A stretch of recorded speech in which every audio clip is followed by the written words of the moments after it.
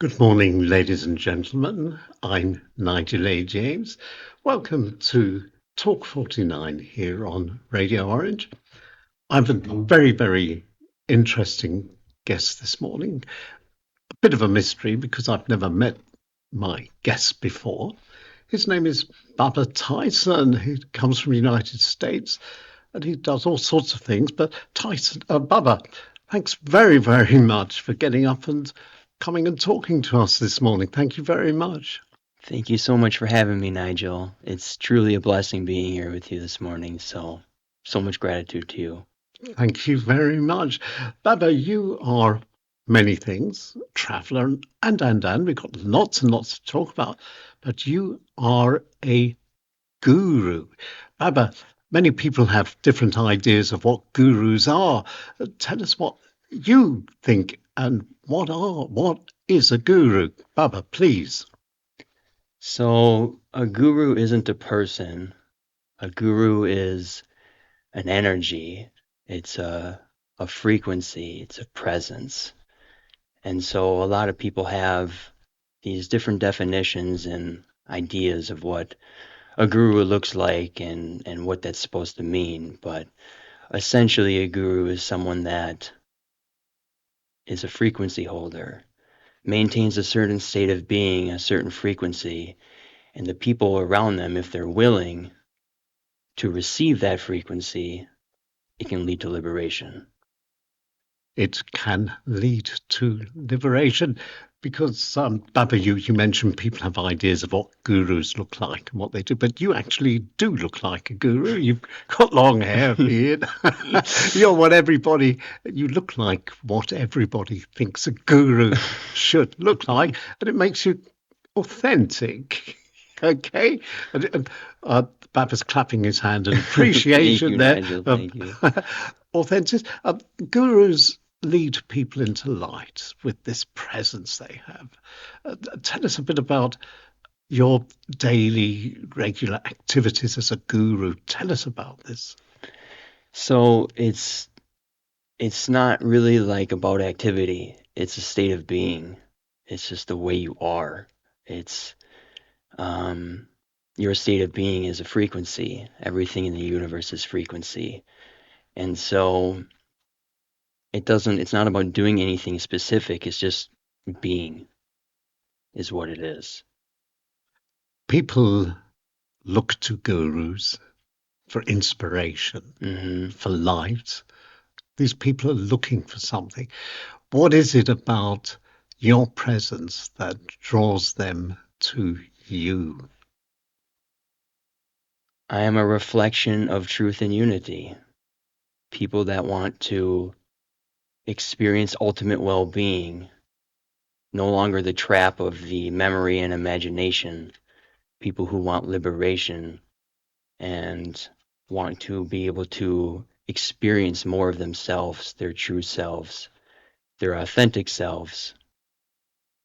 That is how I show them how they can discover that, remember that about themselves, who they truly are, what they truly are.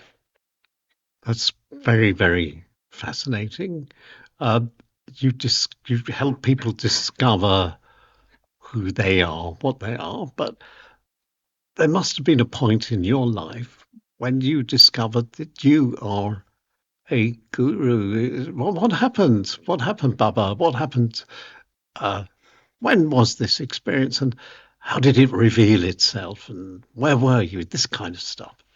Well, that's quite a long story. Um, okay, so it started 2 years ago. Well, I guess I could say this is when my transformation happened, but I've been prepping for it my whole life. But 2 years ago, I was on death's doorstep. I almost died. I should have died. And what I was sick with was after my father died 12 years ago, I got really bad into injecting heroin and cocaine. And my arms became super infected with black holes, and sepsis was setting in my system. And my intuition was telling me, screaming at me to refuse all medical attention. And so that's exactly what I did. And when I did that, I transcended the fear. And one day, without ever meditating before or being spiritual or religious or anything like that in my entire life, I sat down and my eyes closed on their own, and I fell into a very deep meditative state that's known as samadhi. And when I was in this samadhi state, I remembered everything. I healed myself. I remembered other lifetimes. It woke up latent psychic abilities. I remembered from like a soul level why I chose every single circumstance in my life, why I chose this birth. I'm continuing something in this life that I started in another life. And I just remembered who I truly am and what I am. So 2 years ago, roughly speaking, you had this incredible transformation, you could say. You fell into this trance. Or you, how would you put it again? It's the deepest meditative Deep state and meditative called state. samadhi. Somali. Hmm. Tell us about Somali. This is in Somali or Simani? I didn't. Samadhi. Somali. Okay, well, where does this word come from? Is it? Tell us a little bit about that. So the word is Sanskrit, and it comes from the yoga culture. And what it means is it's there's different levels to samadhi, but ultimately what it means is it means a complete dissolution of ego and a merging of your individual consciousness with universal consciousness. And so when I opened my eyes from that samadhi state, it's like I've now been in this permanent, I guess you could say, waking state of samadhi, where I experience everything and everyone as myself. The veil that we incarnate with is no longer there, and I no longer feel the illusion of separation. So it's like, in your experience, Nigel, I'm talking to you right now. You are Nigel and I'm Tyson, right? That's separation. But in my experience, I'm just talking to myself because there's only one. All is one. And you are just another manifestation of me or of the one. I am just another manifestation of you. Hmm. And together we're the one.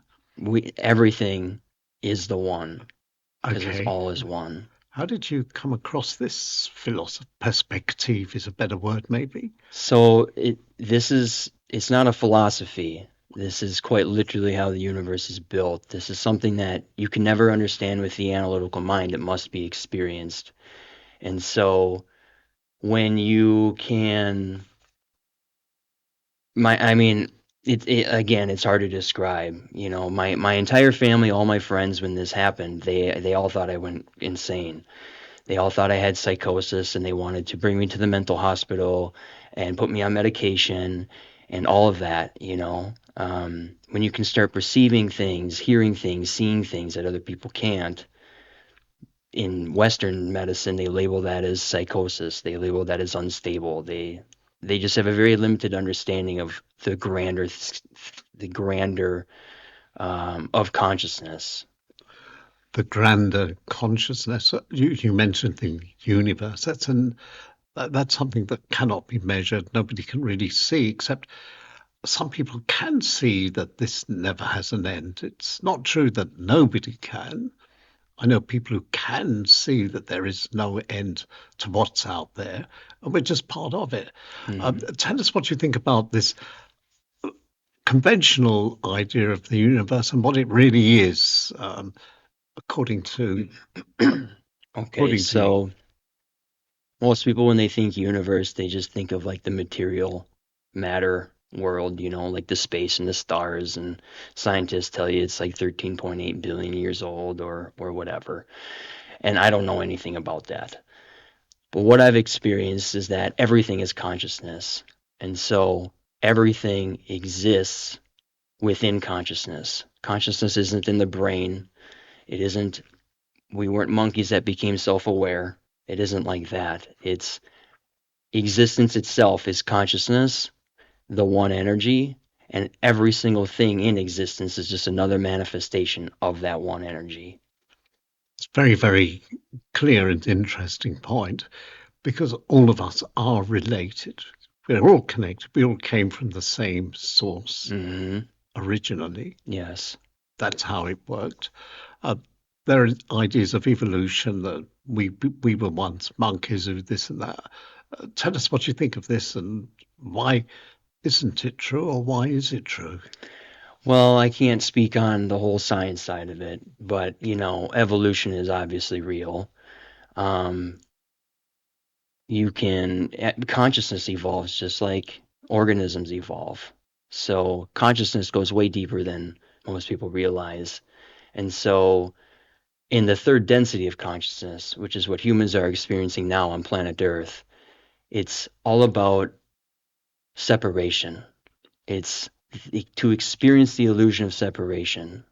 So since how reality is built is it's polarity. So it's all frequency and it's like two sides of the same coin. So you have one side that's fear and the other side we'll say is love.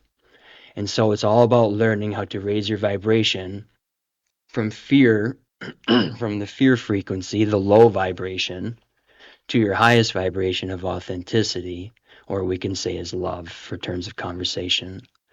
And so, in the third density where we're at now, we choose to incarnate and impose major limitations on ourselves to feel such separation from source. We come into this life and we don't even realize that we existed before this life. We know nothing. We have this veil, right? The whole point of it is transforming, choosing to transform yourself from the low vibration of fear, which is what we get programmed into by society, the government, the news, the school systems, all these things, all these limiting beliefs, and raising your frequency, transmuting all that, transforming to your highest frequency of authenticity.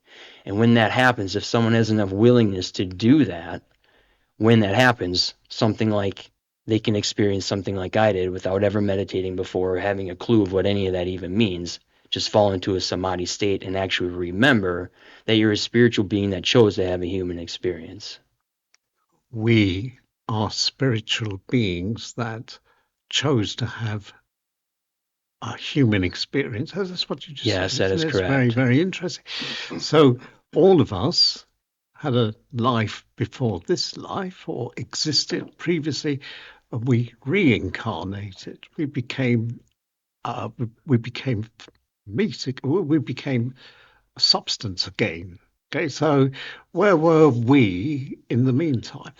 Because none of us chose to be born when we were born. Or maybe you think differently about that. You've got this smile telling me, no, no, no, that's not true. Come on. So, This former lives, previous existences, maybe, but I don't know. Come on. okay, so I'm just speaking from my experience. That's everything I go off of is directly from my experience. So, what I learned from my experience is that we choose everything. Nothing happens on accident and nothing is random. And so your higher mind is constantly guiding you to learn, to be willing to transcend fear so that you can raise your frequency and become more in alignment with your higher self, with your soul's core vibrational frequency, we'll call it. And so when I was in the samadhi state, I remembered that I chose to have this birth. I remembered that why I chose my parents. I remembered why I chose every single circumstance in my life, even the ones that I used to define as negative or traumatic or bad, the things that scarred me deeply for years. I chose all of that. Nothing happens on accident, nothing is random. My higher mind chose all of that simply to learn how to transcend fear, the frequency of fear, to dissolve the belief systems that I was choosing to believe to be true that were limiting me. Like defining something as traumatic instead of being able to see that everything's actually happening for us. Everything's there to serve us in a positive way. Otherwise, it wouldn't be there. It wouldn't manifest if it wasn't relevant for our life path to experience it. And it's our job to figure out how and why it's there to serve us in a positive way, to find the silver lining in everything. I wonder, that's an interesting point. Find a silver lining in everything in the world we're living in. People are being bombed, killed, everything else. Maybe they don't quite see this as a very positive way for them. But anyway, that's a point that can be discussed for hours and hours and hours, no Mm-hmm. doubt. Um, you mentioned fear. Mm-hmm. Fear is caused by the not knowing of what's going to happen. And therefore, people have invented hope. How do you handle hope? Isn't hope a, a very, like, icing on a very negative situation? The word hope, everybody uses it. I know people who don't use it because they don't like the word Mm-hmm. hope. It means you're not happy with what you've got, or you're scared. Instead of handling that and just leaving everything to happen as it may happen, tell us your thoughts on this. So, okay, I guess that's how you would define hope, right? Like how what I think of hope is that it's believing that something can be better, a possibility that something can be different than what it is. And so if someone's defining something as negative, and that's how they're choosing to perceive the world, having the hope is the willingness to be able to change that belief system, to be open to a possibility that something better, something greater can happen instead of being stuck in a limiting belief that this is the way it is and it's always going to be this way and we might as well just accept that it sucks or whatever. I think hope actually is a way of people saying that they're not happy with what's happening. They may be seriously ill. They may have a partner who's seriously. They may be facing a big exam and this and that, and they hope they're going to pass it. But in actual fact, this word hope it tends to lead to a reliance on events that we could control, but we don't. If you're going to take an exam, you can easily pass every exam by sitting down and learning and working instead of just hoping, which is a very abstract idea, really. I guess like when I think of hope, it's more in alignment with faith. And when I say faith, I mean that it's just trusting that everything's going to unfold the way it's supposed to unfold because nothing happens on accident and nothing is random. And you create your reality based on your belief systems. So physical reality is all built based on belief systems. So whatever you're choosing to believe to be true is what manifests into physical reality. And I don't mean the conscious beliefs, I mean the unconscious beliefs that you're not even aware you're believing to be true. And so how it works is when you start doing the internal investigation within yourself and you start discovering these belief systems that you're choosing to believe to be true, you can let them go. And when that happens, that's how you raise your frequency. So every single thing you've ever felt, Nigel, every emotion ever, positive and negative, you feel because you believe you have to. And so what it's all about is it's discovering the core belief that's making you believe you have to feel a certain way, let it go, and this is how you can learn to walk through life effortlessly, no longer allowing your circumstances to influence your state of being, and that is liberation. That's very very good. Reinforcing your beliefs, well, what you just said. I think going through life reinforcing this, but we do reinforce our beliefs from life. We meet people, we read great books, we do all sorts of things that do take us somehow and lead us. Tell us what sort of great books and gurus write books, read books, and generally are very, let's say, they function on a high level. Tell us what you think of books and what other people write that have influenced you. I can't really speak to that. I've never really read any books. You've Um, never read any books. no, I've I've never had the intention to start a book, sat down and read the whole thing to completion. I listened to a little bit of the audiobook Autobiography of a Yogi um, 2 years ago before I was going through my transformation and hearing the things that Paramahansa Yogananda talks about consciousness, it like unlocked things in me. And it was exactly what I needed to hear in that moment, which opened up my mind, helped me dissolve some of these limiting beliefs that was limiting me from experiencing what I truly am, who I truly am. Because that's all it is. We are pure consciousness. The ego is a facade. It's a series of belief systems that we're choosing to believe to be true about ourselves that we identify with, and that is what's limiting us from realizing, from remembering our true essence as pure consciousness. How do you handle other people's negative beliefs, the ones who really have a negative effect on all of us somehow? I mean, in the direction of maybe world stage, political stage, actions of other people that do put people in danger and do kill people even. Is this meant to be as well? So it's important to understand that I don't condone violence, but yes, nothing happens on accident. Nothing is random. And so we choose everything so that we can have an experience. So if you think of consciousness as like, if you think of this as like a dream, we can say, um, you can have any dream you want. In one night, you go to bed and you can dream an entire lifetime. And you start out dreaming things like all these pleasant things, having nice cars and a bunch of beautiful women, let's say, and all this money and beautiful beaches and whatever. And after a while, you're going to get bored of that. And then you're going to want to have throw some challenges in there. And then after a while, you're going to want to keep challenging and breaking more limitations and experiencing every single possibility, infinite number of perspectives. You're one perspective, I'm one perspective, the tree's another perspective, this coffee mug is another perspective. Everything is consciousness. It's not just what we people think is living beings. Everything is alive. Everything is consciousness because everything exists within consciousness. Source wants to have infinite number of perspectives of itself an infinite number of manifestations. And in the third density of consciousness, which is what most humans are at here on planet Earth, it's about experiencing transformation from low vibration of fear to highest vibration of their personal highest vibration, which is authenticity or fear to love. And so that's what it's all about. And you do that by dissolving these belief systems, these negative fear based belief systems that you're choosing to believe to be true, that are not in alignment with your true self. You mentioned the word authenticity. Mm. How do we know when we're authentic? How do we know we've reached this point? I know quite a few yogic people. Anna Marie, I know well. I know a lot of other people.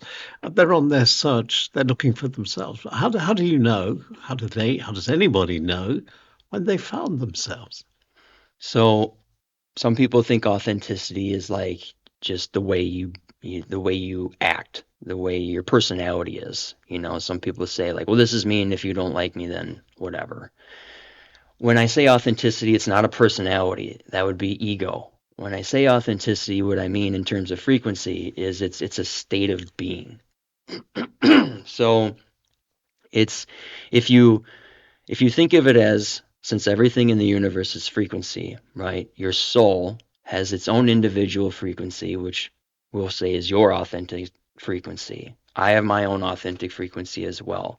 It's just a different bandwidth in this greater bandwidth of frequency that's happening.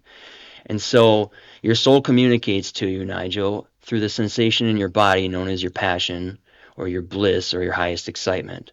And so when someone has the willingness to act on that, that's without any expectation of the outcome, just doing to do whatever they're passionate about, whatever their bliss is, whatever excites them the most in every given moment. When they do that, that's the physical self communicating back to the higher mind, back to the soul, that they're allowing the highest form of their intelligence to take the wheel and steer their life. And so when you do that, you're actually getting out of your own way. It's all about surrendering to this highest form of your intelligence, dissolving the ego and letting go. And so when you do that, and throughout every circumstance that manifests, you choose to stay in a positive, pleasant state, which means you attach a positive definition to it. You find the silver lining in everything so that every single moment empowers you instead of keeping you in victimhood. These are very, very true words. Very, very true words. So what you're saying is you've got to surrender to yourself, basically. Surrender to yourself and who you want to be. Um, A lot of people just don't know who they want to be. Sometimes it takes years, and some people understand themselves when they're old. And some are very young. And how old are you? About 25? 38. 38. Full respect. Hey, you look much younger. Maybe it's your beard and Thank long you. hair. Who knows? But you've got to be open for others as well. You've got to be really open. If you want to be authentic, you've got to listen to other people being themselves as Mm, well. And your life, your people say their journeys, your journey has been paved with other people. You need people. You travel the world. Tell us a bit about how you actually live. You're from United States. yes. You're in Europe, in Vienna, the greatest city on earth, It's I beautiful here, believe. yes. And how did you get here? Because this involves people, I would imagine. Okay, so um 2 years ago after my transformation, I what was happening during that time is my hand would start doing what they call as automatic writing. And so it's when my hand just I started journaling my experience, trying to figure out what was going on with me because like I said, I thought maybe even I was going psychosis and my whole family thought so as well, being able to starting to perceive all these other things that I'd never been able to perceive before. And so my hand started writing, automatic writing, and literally it would just start writing on its own. I'd go into this like trance state, and my hand would just start writing on its own, page after page after page of all this information I'd never heard of before. And I'd come out of this trance state and I'd just read it. And it was literally like channeled from my higher mind, telling me everything I needed to do exactly. And I just followed it. I just, whatever was written on the page, I did it without any hesitation, without any zero hesitation. Didn't matter how crazy it looked, didn't matter how life threatening it was by refusing all medical attention. Whatever my hand wrote, I just did it willingly, full willingness to just surrender to this process. And um and then so now wherever my whatever comes through and tells me where to go, that's where I go. So actually, this automatic writing is you yourself telling you what you should be, where you should be going. Yeah. Uh, you do have a lot to do with other people. You meet Hmm. people and you go places. Uh, you're in Vienna because you met somebody, maybe. Yeah. Tell us this point. So you've got to be really. Did your automatic writing tell you to go there and do Mm. this, do that?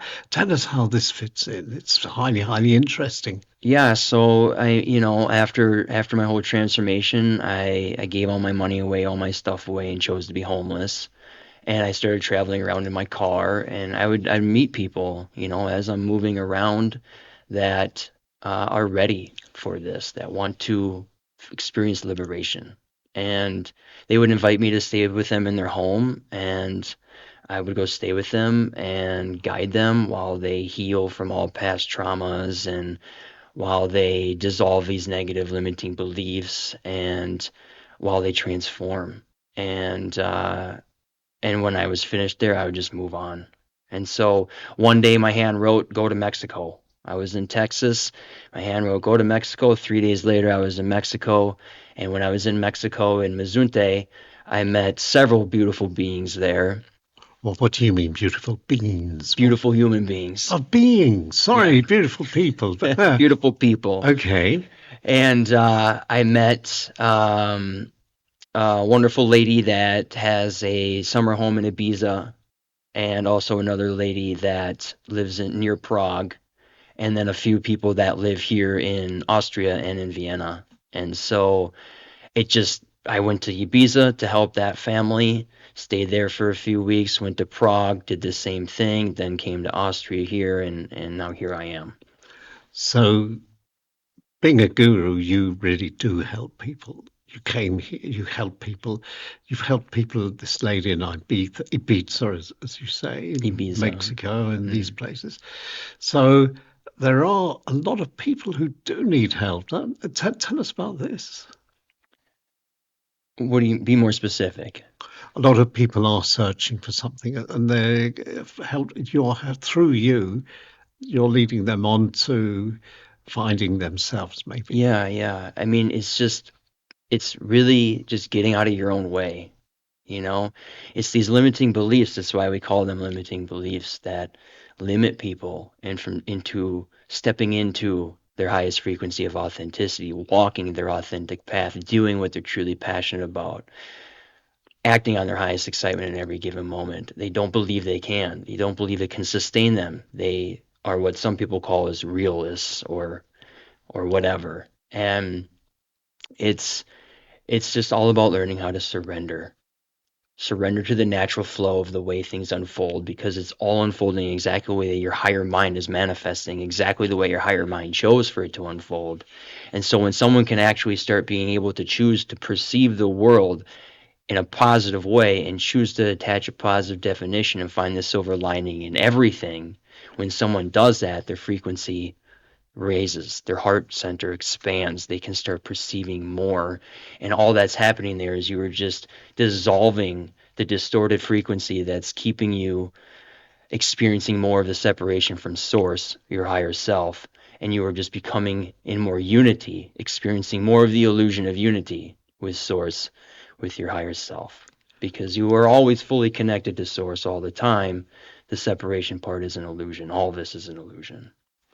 Everything's an illusion, you say, but not everybody sees it as that. And there are some people who influence other people in a can be very negative way with by teaching what they perceive to be good, like for example, religion maybe would Mm-hmm. be a good one. How difficult it is it for people who've spent a big part of their life believing in something because that's the way they've been taught, can be by well-meaning people even. Um, and then how did they ever get out of this? Is a question that interests, I'm sure, many people. It's just a choice. It's very simple, right? Everything is your choice. You choose how you perceive the world. You choose your state of being, your frequency in every given moment. You choose the thoughts and emotions that you're having in every given moment, period. So if you're experiencing thoughts or experiencing emotions that you don't prefer, what you might define as negative, it's happening in the unconscious mind because you have an unconscious belief system in there somewhere that's making you believe you have to experience whatever you're experiencing negatively. Or maybe they believe it's experiencing it positively. You know what I mean? Without understanding it's negative. Mm-hmm. People are, people are weak in many respects, strong in other respects. But to understand that they should move on takes a lot of courage, I think. And when they do move on, go on to a different level, it's like jumping off a bridge into a river, maybe, and taking the plunge, maybe. I mean, sure, there's a bunch of different ways you could look at it, but essentially it's just someone having the willingness to become in more alignment with who they truly are, what they truly are. It's dissolving the ego. The ego doesn't want to give up control. The ego wants to keep you limited.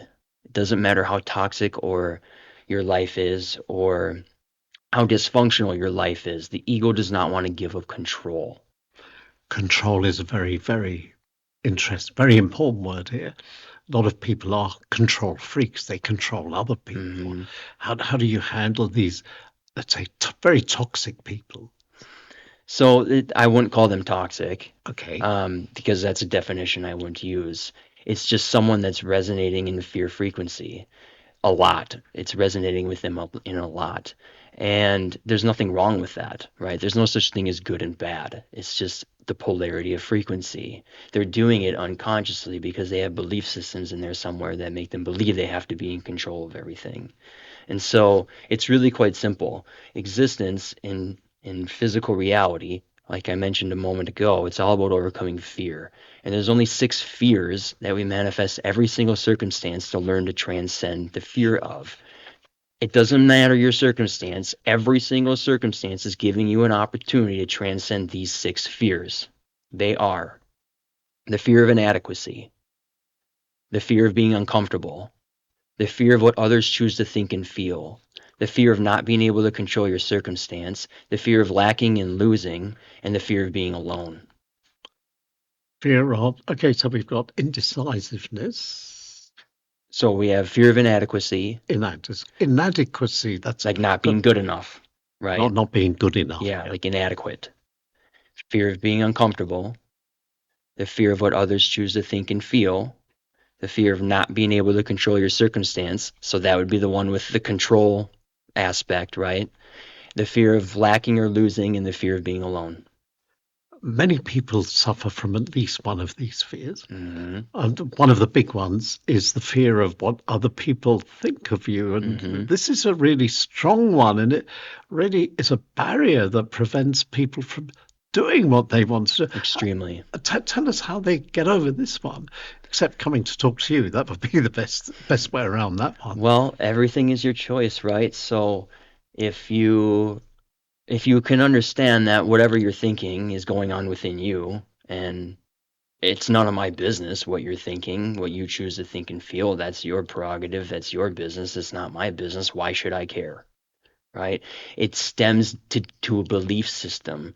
So if someone has a belief system within them, maybe they also have the fear of inadequacy in there, let's say, and they have this fear of whatever it is. They're not even aware it's there. They're going to care what someone else is choosing to think and feel about them because they're looking for external validation because their cup isn't full on their own. They don't love themselves. And so all of this is fear manifests specifically to teach you how to learn to love yourself, to become love, to transform yourself from the low vibration of fear to the highest vibration, which is your highest vibration of authenticity. But for terms of conversation, it's easy to just say fear or love. Fear or love. Love Mm-hmm. is a very, very important, very strong force. It is a strong, strong force. Uh, Loving yourself. People who do love themselves never have a problem with what other people think of them. No. Um, and I don't know if anybody thinks anything of anybody else anyway. Mm-hmm. Isn't this rather sort of very abstract somehow, thinking that people are thinking of what you're doing? Mm-hmm. It's so everything is a projection and a reflection. So you you can never have a problem with someone else. So let's just say, for example, Nigel, how consciousness works, it's like this. Since all of consciousness is just the one, and we're just different manifestations of the one, that means we're the same. So I'm just one character in this video game, we could say is physical reality, and you're another character, the video game in physical reality. And within this video game, we have a set of parameters that we can only perceive so much because of our programming, like a character in a video game, right? And so I perceive separation. I perceive I am Tyson and you are Nigel. We experience division. We experience separation. And when you start expanding your frequency, dissolving these belief systems and transcending this fear, what happens then is you are just expanding and you're becoming more of your true self and you start experiencing that. And then your parameters widen, your parameters get bigger. You can start perceiving more. You no longer experience you as this body. You start to experience you as the entire universe. You are the entire universe choosing to have a human experience instead of a human in the universe. So can I just come back to this love? I mean, if you Yeah, love yourself, you are open, and then these fears tend to dissolve themselves because you're accepting people yeah. exactly as they are. Yeah. So it's like this, right? So like all discrimination stems from fear. So let's say you project fear onto me. Like I'll give you a specific example of my life. For the longest time, I was very ashamed of being a drug addict, of constantly having a needle in my arm, you know. Society tells you that's bad and it's shameful and for the longest time I did not love myself and I didn't like myself and I thought I was a waste of life and I was just a waste of space and all these things. So let's say you project fear onto me because the circumstance itself doesn't matter. So let's say you discriminate me and you say, oh, look at your arms, you're a junkie, you're a waste of life, you should just go kill yourself. Let's just say, doesn't matter. Stuff that I used to experience, let's say, right? Now, if I buy into that belief system, if I care what you choose to think and feel, if I believe that about myself, then that is the core belief that's making me believe that I have to experience that in a negative way, that I have to feel negative about myself. all because of the belief system that you projected onto me that has nothing to even do with me. It has everything to do within yourself. You're just projecting your own fear and insecurity onto me, your own judgment onto me, but it actually has everything to do within you. So my problem isn't with you by you projecting that onto me as something within myself. And so it's all about learning how to have be able to not discriminate you for you discriminating me. Because if I have a problem with you for even you discriminating me, then that means I still have work to do within myself. And that's the whole point. We do this, every circumstance manifests to transcend the fear. So this version of me is giving you, which is another version of me, the opportunity to transcend the fear by whatever I'm projecting onto you. You choose to not believe it to be true. You choose to transcend those 6 fears in every given moment. And then you don't discriminate me back, so you're actually keeping your vibration high. You're staying in love. And by doing that, you're giving me an opportunity, showing me by your actions, your behavior, your frequency, that there's a better way to be. And you're giving me an opportunity to raise my vibration to match your love vibration instead of you lowering yours to match my fear vibration. That's brilliantly put, and that was one thing I was going to ask you. Uh, how do we get this message across that we are open to the other person's themselves as well? With how do we get the message across? We're not discriminating. We're really open, and we want to get in touch with you. And we want, because I think many people react automatically to this "what other people think of me" kind of thing. Sure. How do we stop that? How do we behave in a way that you said we go up and we can just maybe just by not saying anything, maybe just giving them space to express themselves, maybe Sure. and accept. Why is listening and acceptance so incredibly important? Because that's surrendering, right? Accepting is surrendering. And the problem is the more opinions we make, the more um, belief systems we create by forming opinions, and the more things we identify with, and that creates more of the division, more of the illusion of separation. And so this whole process is about learning how to dissolve all the belief systems, everything you identify with, and no longer forming new opinions in the future about anything. Learning to be able to experience your life neutrally, because everything is actually neutral. Everything is neutral, the positive and the negative. All that is whatever you're choosing to believe to be true, that's the reflection you see back. So if you have a definition somewhere within your unconscious mind that something's negative, then in physical reality, you will perceive it to be negative because it's there to show you, hey, this is negative. You're experiencing this way. This is fear. Let's transcend this right now. It's our higher mind's constantly giving you the opportunity to transcend the fear and become love. When someone's unwilling to do this because they have these fears and they run away from it instead of facing it, and they choose to not transcend it, they're not learning the lesson, and all that happens then is they create another circumstance to learn the same thing. So I'm sure maybe you've experienced moments in your life where you've been in like a pattern, let's say, and you're like, why does this keep happening to me? And it keeps happening because you have these unconscious beliefs and you're not transcending the fear. You aren't learning the lesson that your higher mind is manifesting these circumstances to give you the opportunity to learn. And so it's just giving you another opportunity and another opportunity, another opportunity. And that's why we get in this cyclical pattern. To liberate yourself from that is to transcend the fear and to dissolve these limiting beliefs. Transcend the fear. Those are incredible words. And I'm sure once you can manage this, once you get this, you must feel phenomenally good. Absolutely. I can't even put into words what it's like. The closest thing I can describe this to, Nigel, is all day long I feel like I'm on extremely high doses of ecstasy and psilocybin and mushrooms at the same time. What I'm able to perceive and how my life, I can't even put it into words, but it's the most amazing feeling that you can ever feel. And I want everyone on the planet to be able to experience this. And this is why I don't care about working a regular job and I don't charge money for my time and energy. I'm here to just give. I'm here to just help people liberate themselves so they can experience this too, because it's our birthright.